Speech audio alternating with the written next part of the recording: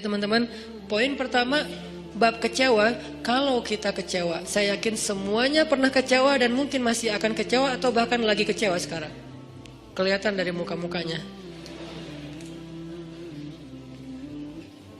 Kecewa sama saya. Kenapa ceramahnya lama sekali? Jadi kalau lagi kecewa, apa poinnya tadi? Panggillah Allah. Ya Allah, ya Jabbar, wajiburni, hibur saya ya Allah. Hibur saya, hibur hati saya ya Allah. Gimana cara Allah menghibur hati kita? Allah menghibur hati kita itu dengan diberikan wajilat qulubuhum. Allah menghibur hati kita dengan dijadikan liyazdadu imanan ma'a imanihim. Allah menghibur hati kita dengan dijadikan apa? Tuma'ninatul qalb. Ala bidzikrillah tatma'innul qulub. Banyak cara Allah menghibur hati. Apakah Nabi pernah sedih atau kecewa? Kecewa pernah, sedih pernah di Al-Quran, direkam. Terus cara Allah menghibur hati Nabi yang lagi sedih atau kecewa gimana? Ya ayyuhal muzammil, qumil layla illa qalila, nisfahu awil qus minhu qalila, أو زد عليه ورتل القرآن ترتيلا إن ناشئة الليل هي أشد وطئا وأقوم قيلا. Allah panggil Nabi ketika lagi sedih dan tidur. Ya ayyuhal muzammil. Ini dua kondisi Nabi lagi tidur dan dipanggil Allah. Satu, ya ayyuhal muddathir. Satu lagi, ya ayyuhal muzammil. Tidur kenapa Nabi? Bukan tidur, tertidur. Gara-gara capek seharian berdakwah dan capek seharian dibully. Dibully di mana-mana, pergi ke pasar, dibully di pasar, pergi ke tempat pertemuan, dibully di tempat pertemuan, pergi di sepanjang jalan, dibully di sepanjang jalan, pergi ke rumah keluarga besarnya, ke tetangganya, ke pamannya, ke sepupunya, dibully oleh tetangga dan keluarga besarnya. Kemanapun beliau pergi, beliau dibully, dihina, dicela seharian dari pagi.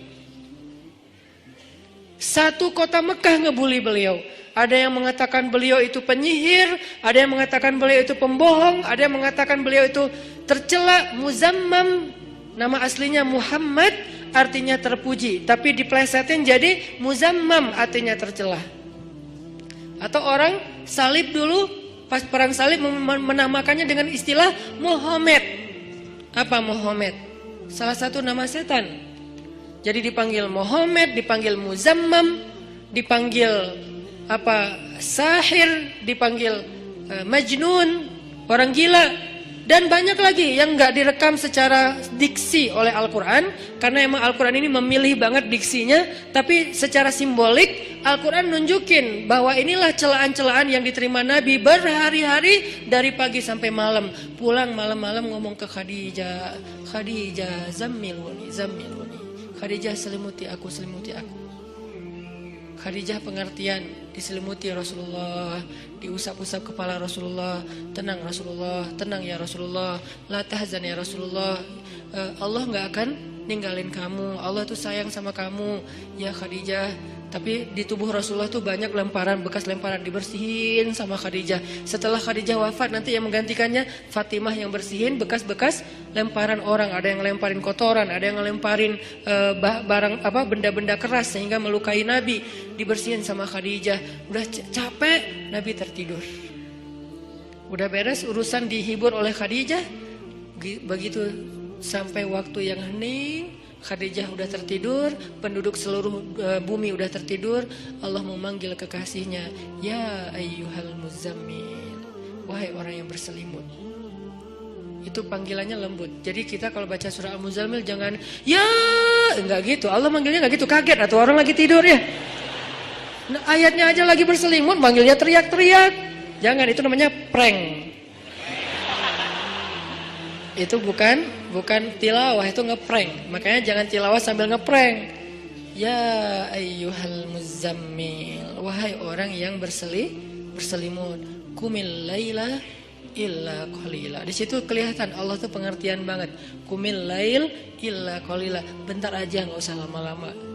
Kenapa? Karena begitu Nabi berdiri sholat, disitulah Allah akan menghibur hati Nabi. Kalau kita belum bisa terhibur dengan sholat tahajud atau minimal dengan sholat 5 waktu, berarti hati kita berpenyakit. Fi qulubihim marad. Dan itu harus kita obatin. Obatnya apa? Obatnya istighfar. Kalau orang banyak dosa, belum bertaubat, belum beristighfar kepada Allah, dia susah minta dihibur oleh Allah. Dan terus nanti dia kayak nuduh Allah gak menghibur dia. Padahal Allah udah sering menghibur dia, cuman gak berasa di hatinya. Karena hiburan Allah itu hanya bisa dirasakan oleh orang-orang yang hatinya bersih. Dan cara membersihkan hati itu tazkiyatul nufus atau tazkiyatul qulub, tathhirul qulub adalah dengan salah satunya istighfar. Perbanyak istighfar supaya begitu nanti kita ada masalah, kalau kita nanti lagi disakitin, kalau kita lagi kecewa dan sedih, kita bilang wajibur nih ya Jabar, wajibur nih ya Jabar. Allah hibur kerasa kita lagi dihibur oleh Allah. Kan enak ya kalau apa yang Allah perlakukan kepada kita tuh kita kayak ngerasa, itu enak tuh. Daripada Allah udah habis-habisan ngehibur kita nggak ngerasa. Ibarat Allah udah ngirim kita japrian, nggak dibaca-baca sama kita. Terus nanti kita tuduh, lu kok nggak empati banget sih sama gue lagi sedih-sedihnya, gue curhat nggak dibalas-balas, udah dibalas, nggak ada, lu aja nggak baca, oh ya ada banyak ternyata, artinya nggak dibuka sama kita kan? Kenapa nggak dibuka? Mungkin pulsa kita habis, mungkin handphone kita error, mungkin apa dan segala macam kemungkinan. Nah gitu juga dengan Allah. Wa idza sa'alaka ibadi anni fa inni qarib. Qarib itu kalau lebih dekatnya namanya akrab. Akrab. Qarib, karib. Sahabah qarib, sahabat karib. Itu bahasa Arab. Kan saya sering nge-mention bahwa ini dari bahasa Arab, bahwa biar kita tahu identitas bahasa kita itu sebetulnya sebagian besar diambil serapan dari bahasa Arab. Terus siapa yang merangkai bahasa Indonesia dari bahasa Arab kalau bukan ulama? Jadi nggak bisa dilepaskan antara ulama dengan Indonesia, antara ulama dengan kebangsaan, antara ulama dengan nasionalisme. Toh bahasa nasional kita dibentuk oleh ulama. Buktinya serapannya 90% itu bahasa Arab. Sebagiannya benar terjemahannya, sebagiannya keliru, tapi tetap aja bahasa Arab. Makanya kenapa saya sering mention itu bukan mau di Arab-Arabin biar gaya, biar kelihatan ustadz gitu, enggak. Kalau mau kelihatan Arab banget saya banyakin Arab emang itu mah. Ini enggak lagi kayak gitu. Lagi pengen menarik benang sejarah kalau bahasa kita itu emang sebetulnya bahasa Arab yang diserap. Jadi kalau ada yang agak alergi tentang Arab, saya pikir ini berlebihan. Kita nggak alergi terhadap ras, mau Arab kayak, mau Eropa kayak, mau Afrika, mau apa, ya kan itu semuanya takdir Allah kan. Emang kita bisa minta diciptain sebagai orang apa? Nggak bisa kan? Ya Allah saya pengen diciptain sebagai orang apa ya enaknya. Ini deh orang Rusia, tinggi, putih, rambutnya pirang.